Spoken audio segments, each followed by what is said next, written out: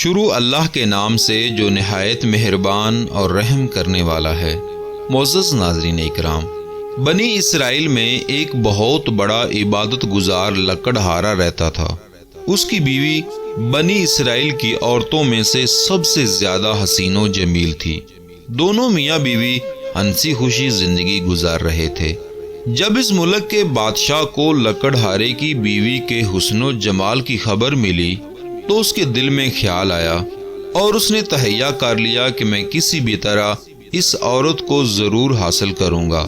چنانچہ اس ظالم پرست بادشاہ نے ایک بوڑھے آدمی کو اس لکڑہارے کی بیوی کے پاس بھیجا تاکہ وہ اسے ورگلائے اور لالچ دے کر اس بات پر آمادہ کرے کہ وہ لکڑہارے کو چھوڑ کر شاہی محل میں بادشاہ کی ملکہ بن کر زندگی گزارے۔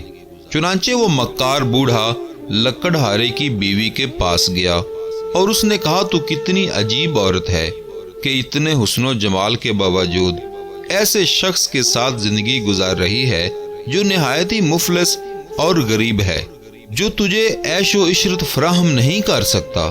اگر تو چاہے تو بادشاہ کی ملکہ بن سکتی ہے۔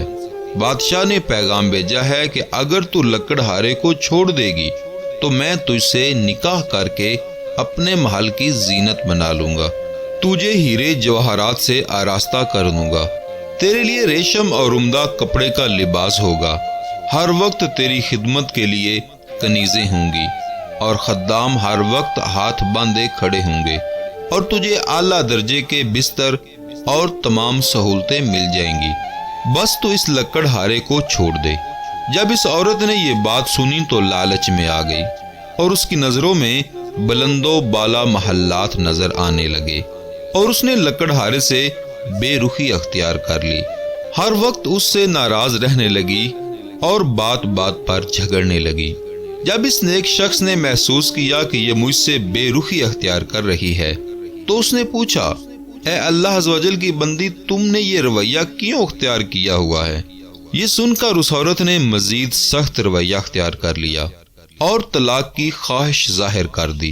بالآخر لکڑہارے نے مجبور ہو کر حسین و جمیل اور بے وفا لالچی عورت کو طلاق دے دی۔ وہ عورت بادشاہ کے پاس پہنچی، بادشاہ اسے دیکھ کر پھولے نہیں سمایا اور اس نے کچھ دن بعد اس عورت سے شادی کر لی۔ جب بادشاہ اپنی دلہن کے پاس حجرے میں پہنچا اور پردہ اٹھایا تو ایک دم بادشاہ بھی اندھا ہو گیا اور وہ عورت بھی اندھی ہو گئی۔ نہ تو وہ عورت اس بادشاہ کو دیکھ سکی اور نہ ہی بادشاہ اس عورت کے حسن و جمال کا جلوہ دیکھ سکا۔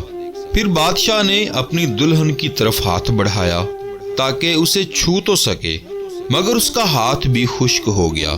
پھر اس عورت نے چاہا لیکن اس کے ہاتھ بھی خشک ہو گئے۔ جب انہوں نے ایک دوسرے سے بات کرنی چاہی تو دونوں ہی بہرے اور گونگے ہو گئے، ان کی شہوت بالکل ختم ہو گئی۔ اب دونوں بہت پریشان ہوئے۔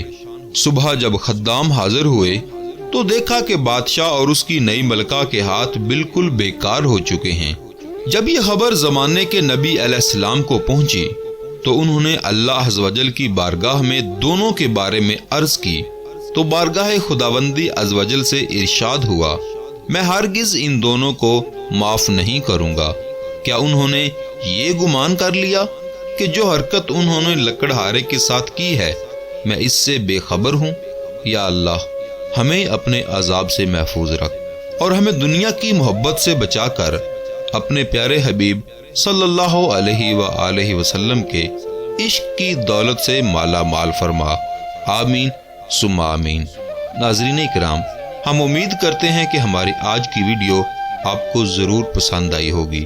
اگر ویڈیو پسند آئی ہے تو پلیز ہمارے چینل کو سبسکرائب کر کے بیل آئیکن کو پریس کر لیں۔ اللہ تعالی ہم سب کا حامی و ناصر ہو۔